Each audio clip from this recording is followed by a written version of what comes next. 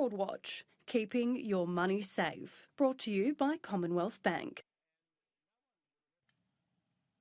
Gift cards are increasingly the payment method for scammers, with consumers losing millions of dollars each year to fraudsters demanding payment via gift cards. Joining me live now for more is Anthony Keane, a personal finance editor at News Corp Australia. Anthony, can you give us a bit of an idea of how these scams actually work?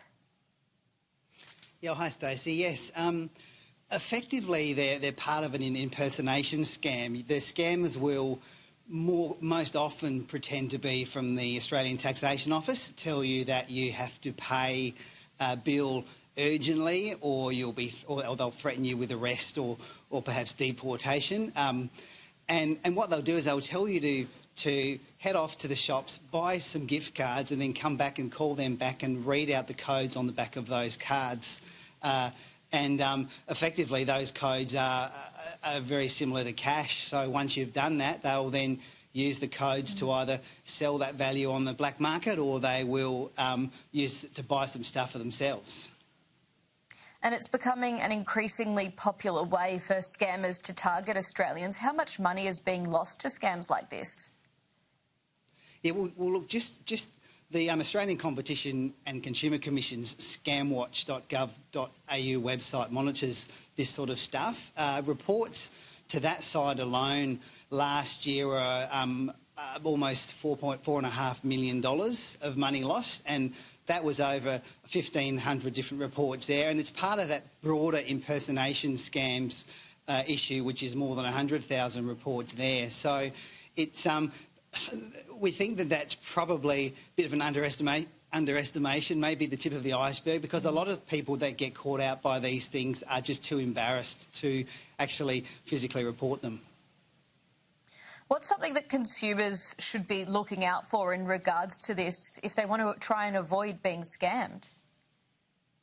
Yeah, well, scammers are becoming increasingly good at being sneaky, at impersonating government websites, government departments, official-looking emails, official-looking sites, so you can even almost hijack official phone numbers and project them onto your phone. So it does get harder that way, but the simple way to avoid this one is pretty much don't pay it and don't believe them. We spoke with the Deputy Chair of the ACCC, Delia Rickard, and she told us that no government department or reputable business will ever ask you to pay using a gift card. So that's coming from the top. So if someone rings and they pressure you, and look, they thrive on trying to scare people and making it urgent and using that pressure, but you've got a right to ignore that. You can hang up. That's the thing to do. And if you are concerned, call that government agency or business or organisation using their correct phone number and ask them directly that way without going through a dodgy number that may have been supplied to you from a scammer. Yeah, I guess gift cards are they're not really traced. It's not like they're asking you to transfer money into a bank account, which then might be a little bit more easily traced back to the scammer or the organisation involved. So is that why they're using gift cards for more vulnerable Australians, I guess, who might fall for something like this and think, I do have to go out and buy a gift card and give them the number because they're telling me I might be deported or I might lose money as a result?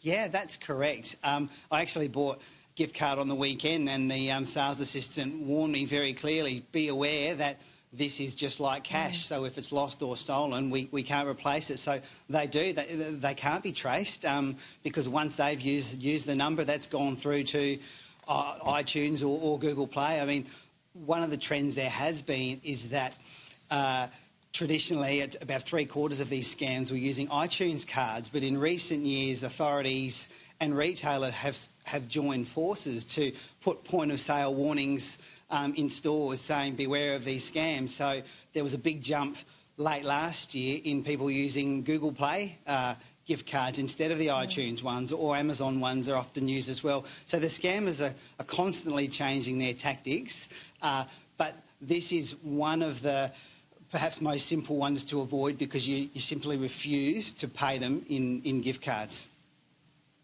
What can people do out there if they think they have been scammed, if they have maybe gone and bought a gift card and given the number out to someone? Is there anything they could do to try and get that money back?